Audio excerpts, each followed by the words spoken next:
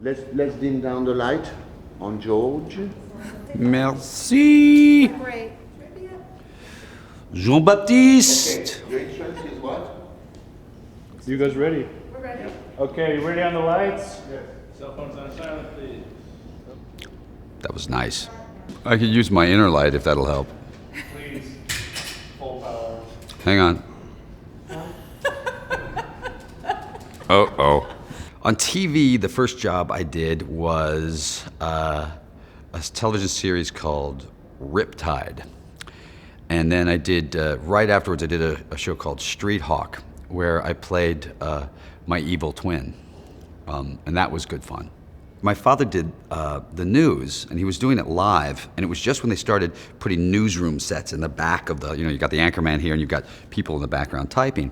And there's a real actual office, but at 11 o'clock at night, there were very few people that'd be typing. And I used to go in and sit in the back when my dad was doing the news, and I'd pretend to be typing at like 16 years old. And I always had this terrible fear that I could just jump up, because it's live, at any second and just go, and then watch everybody's, mouth drop. I want to be over. And that's still, that's still always overriding anything. Anytime I'm standing next to a camera, I'm afraid I could just jump in and screw it up somehow. It's not easy to direct yourself, but mostly it's about modesty, because if you have any sort of a modicum of modesty, you're sitting you're doing a scene. If you do more takes on yourself than you do on the other actors, you look like a real schmuck. So mostly it's about, it's mostly just embarrassing. I think that's the best way to put it, is it's embarrassing.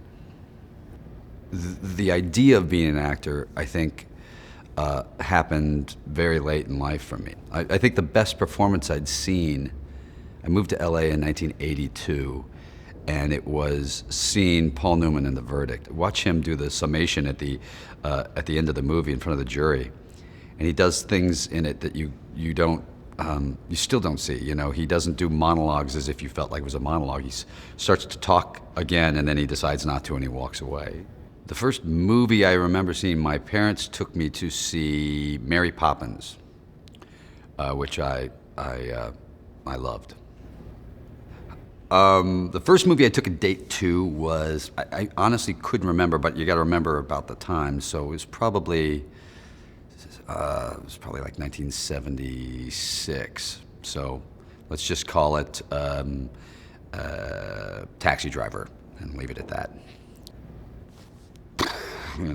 Not a great date film, Taxi Driver. The thing I learned most about playing sports is to cheat.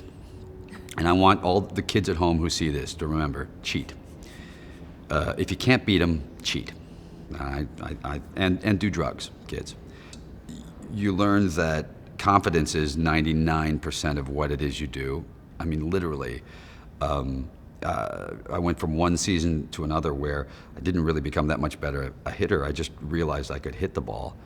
And instead of getting up to the plate and saying, I wonder if I'm going to hit the ball, you'd go, I wonder where I want to hit the ball, and suddenly I was a hitter. The hardest thing about playing football in this film was the athletic supporter, because, it's hard over the truss. It's uncomfortable, I have to say. The hardest thing about playing football was it hurt. You get hit by one of these kids and you think, that really, really hurt, and what was I thinking when I took this shot? But, it's fun. You don't have to grow up for a while. You'll see these guys in college, and or in the pros, and you'll think, you don't realize that there isn't a single 46-year-old out there. You hear that helicopter up there? Britney Spears is out there.